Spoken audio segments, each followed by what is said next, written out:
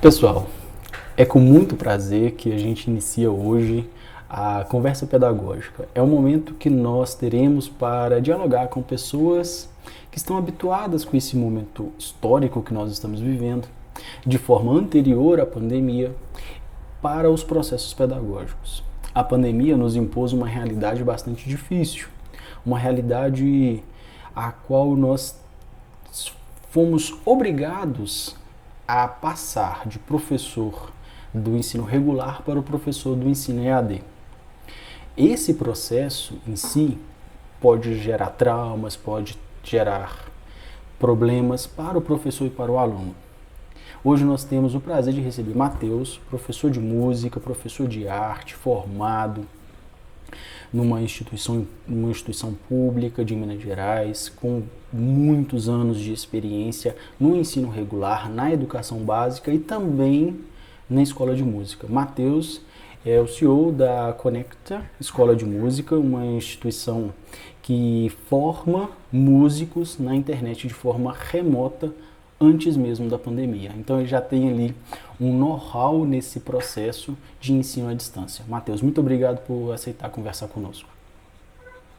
Obrigado, Alexandre. É um prazer estar aqui com você e estar com os nossos amigos, nossos colegas educadores, dentro desse momento, essa nova fase da nossa vida, né? Algo totalmente sem nenhum precedente na história. A gente não teve nenhum momento que nos trouxe tanto impacto, né? E aí a gente se viu, sim, num grande desafio e, graças a Deus, a gente vai vencendo, né? Um dia após o outro. É. E dentro dessa coisa da educação musical, né? Da música, das crianças e tudo, a gente tem feito um esforço para conseguir aproximar um pouquinho e dar o resultado para eles também. Entrando já nessa seara das dificuldades que a pandemia trouxe para o processo pedagógico, como que um professor de arte, um professor que, de uma certa forma, precisa do contato ali íntimo com o aluno para que ele consiga se expressar, né? Porque a arte é uma forma de linguagem, está ali dentro das linguagens, como que esse processo ele pode ser feito, executado durante a pandemia? Vamos pensar, vamos dividir em dois pontos, né? O primeiro deles é a questão da presença do grupo. A noção de grupo, ela motiva, né? É um motivador natural. O aluno está junto com o outro, aquela palma junto, aquela brincadeira de roda, essa alegria do grupo é uma situação que era o primeiro medo que eu tinha, assim, como que essa criança vai relacionar com isso. E a outra era a questão metodológica, era mais a questão da ferramenta, como aplicar as matérias, continuar mantendo um desempenho, um desenvolvimento dessa criança, desse aluno, para que ele tenha a atividade, o lúdico, possa ser mantido independente né, de estarem E juntos e como tudo que isso está mais. sendo feito, Matheus? Como que na sua atividade laboral diária, como que você consegue, por exemplo, fazer essa interação? Essa interação de bater uma palma e o aluno bater também.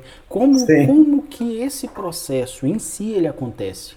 Né? É bom frisar que o Matheus é professor de arte formado e também professor, né? Eu acho que hoje você atua mais dentro da música, né, Matheus? Na educação sim. básica, que é um componente curricular que também deve ser executado, deve ser trabalhado dentro da arte. Como que faz para o aluno se inteirar e participar desses processos pedagógicos que em si são coletivos, mas de forma distanciada? O que acontece é o seguinte, o aluno, ele, ele ficou numa posição passiva, né? O aluno ficou numa posição passiva. O aluno ficou na posição passiva. Então, o que aconteceu com esse aluno? Ele ele está recebendo uma carga de informação, mas ele não está em grupo. Só que aconteceu um fato que me ajudou bastante. Foi o seguinte: atrasou um pouquinho, demorou um pouquinho para a gente poder encontrar. Então, suponhamos assim, eu tive 45 dias de total isolamento. Quando eu vim para as aulas, quando eu comecei a trabalhar com os alunos, a saudade, a coisa do afeto, o olhar trouxe esse calor.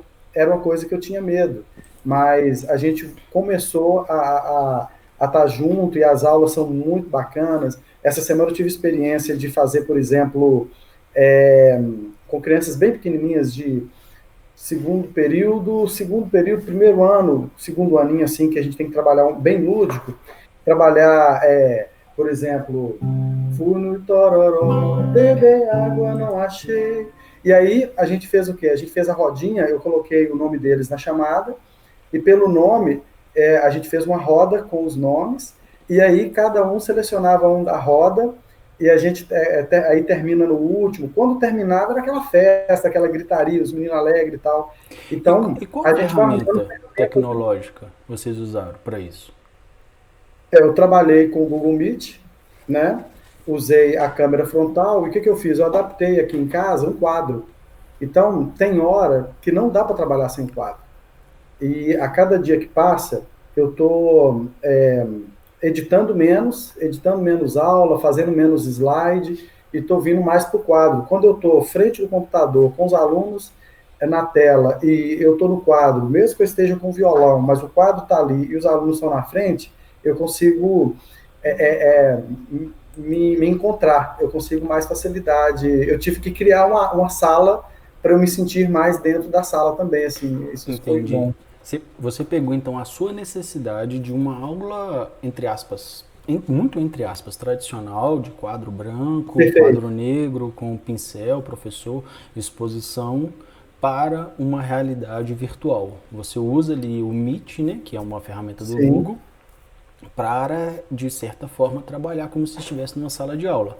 Então, eu posso concluir, né, de forma aqui precipitada da minha parte, que é uma aula, é como se fosse uma aula presencial sem a presença. Seria isso. sim, Você adaptou o que sim. você fazia para um ambiente virtual. Sim, porque a educação musical, ela tem um time, é muito rápido. Eu preciso entrar aqui e o menino responde, ele envolve, e ali a gente tem que encerrar e ir para uma outra atividade. Às vezes, quando eu faço com crianças de primeiro e segundo período, a professora está junto, aí fica muito legal. Que aí a professora está junto, as minhas Na colegas própria todas live, na fizeram própria, isso, nessa própria sala isso. de aula. Isso, aí elas fizeram um painel, aí elas sempre estão atrás do painel muito bonito, bacana, elas estão ali conversando com os meninos, só que aí eu já não posso usar o quadro, que as crianças estão em alfabetização, né? Aí a professora faz a mediação, a gente entra, canto duas músicas, aí a professora faz uma inferência ali, conta uma história, eu toco o violão para fazer o link do violão, a aula de música está acontecendo, uma história pequenininha, depois eu volto, canto mais uma música e encerro, né? Tem outras músicas fora do quadro que são muito boas, que é música que eu uso no dia a dia de convivência. Por exemplo, tem vários alunos na sala e a cada momento você fala o nome de uma, né? Aí vem lá, olá Maria, boa tarde Maria, que bom que você veio, gosto muito de você.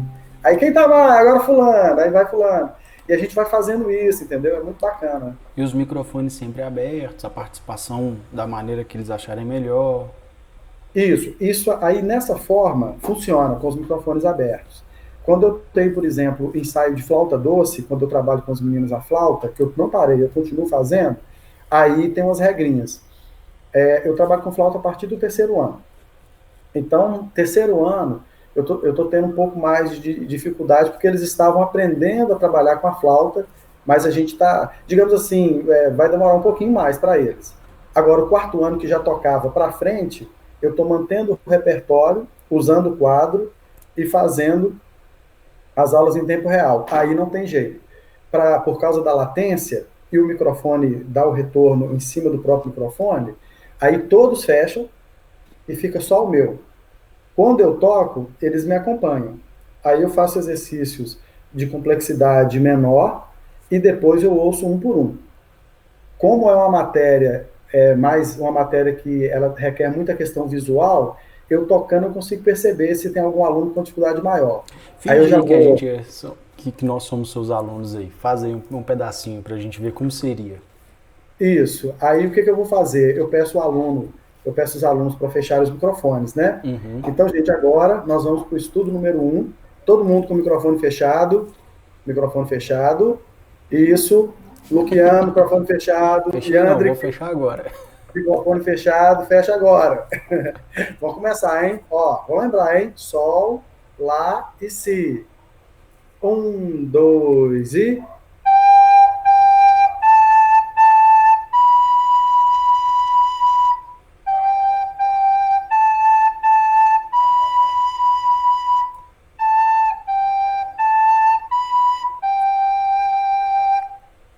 Aí encerra, né? Agora eu ouço um por um, vejo como que tá, tiro uma dúvida e aí a gente vai. E uma coisa que, assim, eu creio que seja a maior dúvida dos professores que estão assistindo essa nossa conversa. Os pais. Sim. Os pais, porque você trabalha com educação infantil, com o Fundamental 1. Como que os pais atuam nesse processo? Porque, por exemplo, um aluno de 3 4 anos dá conta de fechar um microfone sozinho?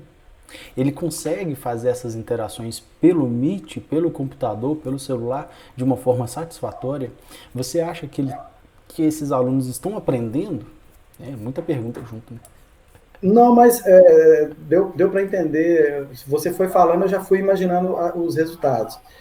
A partir de 6 anos, já é bem tranquilo, bem normal para eles. Dominam com facilidade incrível.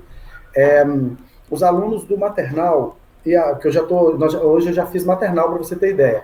Os alunos do maternal, segundo período, eu creio que até o primeiro ano, o acompanhamento dos pais está sendo fundamental. A gente está realmente, e os pais ficam ao lado deles, ao lado. É engraçado que a família participa e tal, um fato positivo. Agora, a partir daí, não. Segundo ano para frente, vai tranquilo. Conseguem administrar bem.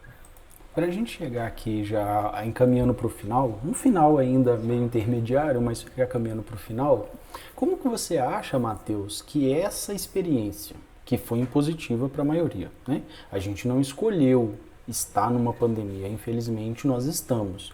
Nós não escolhemos trabalhar de forma remota, infelizmente nós fomos obrigados a trabalhar para que o processo pedagógico não fosse interrompido de forma brusca. Como que você acha que essa experiência de ensino EAD vai impactar no pós-pandemia? Como que o pós-pandemia ele vai usar esses conhecimentos? Sim, eu acho que aí se aplica o conceito de revolução. Porque uma revolução ela não acontece se ela não muda, se ela não transforma uma realidade. Nós fomos, de forma impositiva, obrigados a caminhar dessa forma, a gente não queria caminhar assim, a gente não gostaria de estar assim, economicamente, emocionalmente, estar com os pais próximos, não poder visitar, chegar em casa e não poder abraçar o filho, porque você chega, você vai primeiro desinfectar ou ter medo de encostar nas pessoas, né? Então, quer dizer, a gente está sofrendo uma revolução, né? O pessoal tem chamado, as pessoas começam a chamar e todo mundo começa a chamar do mesmo nome, mas a gente realmente vai entrar num novo sistema de normalidade e tem chamado do novo normal e tudo mais. Se a gente entrasse numa padaria, por exemplo, em outubro, se você chegasse numa padaria próximo da sua casa, vamos falar de mim, vou dar o meu exemplo. Se eu chegasse numa padaria próximo da minha casa em outubro, me obrigasse a entrar de máscara e querer jogar álcool gel na minha mão, eu saía de lá assim, eu vou processar essa padaria, o pessoal me desrespeitou, o meu pão agora vai ficar com gosto de álcool, sei lá, qualquer coisa assim, né? Então, o que acontece? A gente jamais imaginava uma coisa tão impactante, tão forte. Então, o que acontece? A gente precisa ver isso como um processo de revolução, uma mudança completa na nossa forma a nossa questão sanitária, no nosso contato com as pessoas, e a gente realmente vai ter que acostumar com uma nova forma de vida, pelo menos, sei lá, os próximos 5 anos. Vamos imaginar, uma poeira subiu muito alta, agora vamos ter que esperar essa poeira baixar, e ela não vai baixar rápido, infelizmente. Eu estava pensando, um dia desse para trás, que, por exemplo, nós que trabalhamos em escola, no ensino regular, temos muitos sábados que são de reunião. Nós ficamos ali sentados numa sala, uma sala de aula que se organiza em forma de roda e a gente acaba decidindo muitas coisas nessas reuniões. Eu estava pensando, hoje a gente faz isso de forma muito tranquila, muito tranquila. Eu, pelo menos nas experiências que eu tenho participado de muitas reuniões. Ninguém tem tido grandes dificuldades em participar desse tipo de reunião. Por que não agora os sábados letivos de reunião não possam ser virtuais? Talvez seja uma mudança que fique. Ou, por exemplo, essas atividades, né, que você tem realizado com os seus alunos não possam ficar com outros nomes, né? Tem os nomes da moda, que é o ensino híbrido, né? Dentro do ensino híbrido nós temos a sala de aula invertida, que pode ser de alguma forma aplicada aí nesse momento. Eu acho que vai ser algo que a gente vai acabar vivenciando sim para os próximos anos. O novo normal vai ser também virtual, vai ser digital e eu acho Sim. de forma bastante confiante que a gente vai ter um normal digital e a educação tecnológica ela vai se tornar um dos pilares da educação brasileira. Matheus, para a gente Eu concluir a nossa... creio, eu, Não, sim, pode falar, desculpa. eu creio que isso vai caminhar. Esse é o processo de revolução que eu creio que vai acontecer. A legitimidade desses encontros. Uma reunião enorme, uma reunião que possa, em um local só, pessoas do Brasil inteiro para falar de um determinado assunto, e a gente resolver sem ter que deslocar para São Paulo, sem ter que vir para cá, né? A minha experiência é simples. Eu formei em EAD, a minha faculdade foi feita em EAD, eu só teria condições de me tornar professor se fosse EAD, caso contrário eu não tinha como deslocar, muito trabalho, muita coisa. E eu montei essa escola de música, quando eu idealizei essa escola foi em 2015, e pensando nessa situação à distância e tudo, então dá para aprender, dá para ensinar à distância, dá para aprender à distância também, e dá para a gente juntar isso tudo e de vez em quando a gente encontrar e fazer algo muito bacana também. Para a gente concluir a nossa conversa, eu queria falar sobre isso, né? Sobre a sua escola de música, que ela foi pensada antes desse momento, ela já está ativa. Como que esse ensino à distância ele pode ser efetivo? Como que a educação básica ela pode usufruir desses benefícios da educação tecnológica, do ensino à distância? Você tinha um curso livre, né? Um curso livre à distância já anterior, como que essas experiências podem vir? E eu quero saber um pouquinho da sua escola, como que ela funciona, qual que é o método, qual que é a metodologia de trabalho. Isso. Na verdade, o que acontece na escola, a gente fez um trabalho com alguns instrumentos, algumas atividades que são amigáveis à distância, né? Tem que fazer um teste nisso. Então, nós temos lá violão, bateria, teclado, contrabaixo. Para o futuro eu quero ter guitarra, outros instrumentos, mas a princípio são esses quatro, e são instrumentos que a gente tem condições de estudar à distância, visualizar, criar as atividades, realizar tranquilo. Os cursos são feitos em módulos e as aulas são todas gravadas. O diferencial é o seguinte: a pessoa compra um módulo iniciante de violão, então ele vai sair de um nível de nada, nunca pegou no violão, até tocar bem os acordes do violão e tudo mais. A pessoa, ele tem a sequência dos vídeos, aí, por exemplo, eu mando para ele lá 8 vídeos em sequência e fala, peraí, eu tenho aqui 80 minutos de aula. Não, ele tem 1 ano de aula, só que ele tem que estudar aquilo, né, repetidamente. Então, o que pega no ensino à distância, que eu acho que agora essa revolução tecnológica e esse problema nos trouxe para esse momento, é a questão da disciplina. Nós vamos aprender a ficar na frente de uma máquina, de um computador, estudar e acreditar naquela educação. Porque tem um lado, você, por exemplo, poder conversar hoje com uma pessoa em qualquer lugar do mundo, quantas pessoas interessantes, e com tecnologias interessantes tem e com ideias bacanas para passar para a gente. A gente precisa ficar restrito só às pessoas bacanas que tem no nosso bairro ou na nossa escola. A gente pode ir para o mundo inteiro e falar com várias pessoas, receber informação e levar informação para as outras pessoas também. A gente mesmo, né? Essa conversa ela está sendo planejada há alguns anos e a gente não conseguia ter. Agora, durante a pandemia, pelos meios digitais, por coisas que eu fui obrigado a ter conhecimento, fui buscar softwares, formas de editar, de transmitir, né? Esse vídeo mesmo está sendo gravado em forma contínua, né? Nesse padrão live. E são processos que a gente não teria corrido atrás se fosse num momento normal.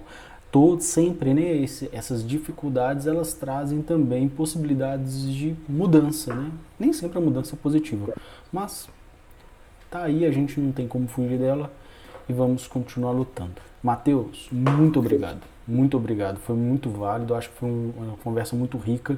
Espero conversar com você novamente. A minha ideia, como a gente estava falando nos bastidores, né, Matheus, é conversar um pouquinho também sobre as relações interpessoais durante a pandemia, que eu acho que isso é o que mais traz prejuízos psicológicos para as pessoas. O Matheus, além de ser esse cara fantástico que vocês acabaram de conhecer, ele também é pastor de uma grande igreja. Ele atua, né, junto com os jovens, junto com uma comunidade muito grande, e também saber como que esse processo está ocorrendo, eu acho que ele pode ser de grande valia para a maioria das pessoas. Então já fica o convite para uma próxima vez a gente bater um papo novamente. Bacana, muito obrigado, Alexandre. Estou assim feliz em poder te reencontrar novamente, falar um pouquinho sobre educação, falar um pouquinho sobre os nossos alunos e também feliz por nós estarmos passando por esse momento e estarmos suportando esse momento. Agora é um passo após o outro para a gente ir retornando, né? Retomando as atividades.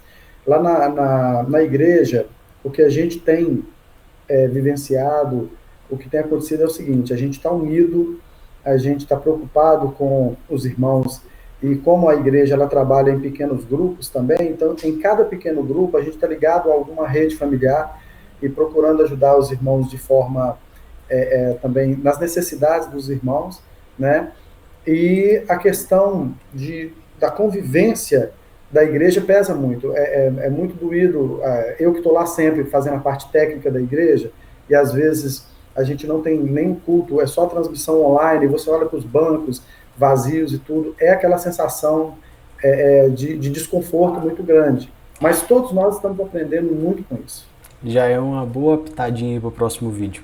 Muito obrigado, Matheus. Fique com Obrigado. Deus. Até uma próxima. E pessoal, não saia desse vídeo sem compartilhar com seus amigos. Compartilhe lá no grupo do WhatsApp, compartilhe nos grupos da família. Compartilhe o vídeo. Fora d'água fria, como poderei viver? Como poderei viver sem a tua companhia, sem a tua companhia?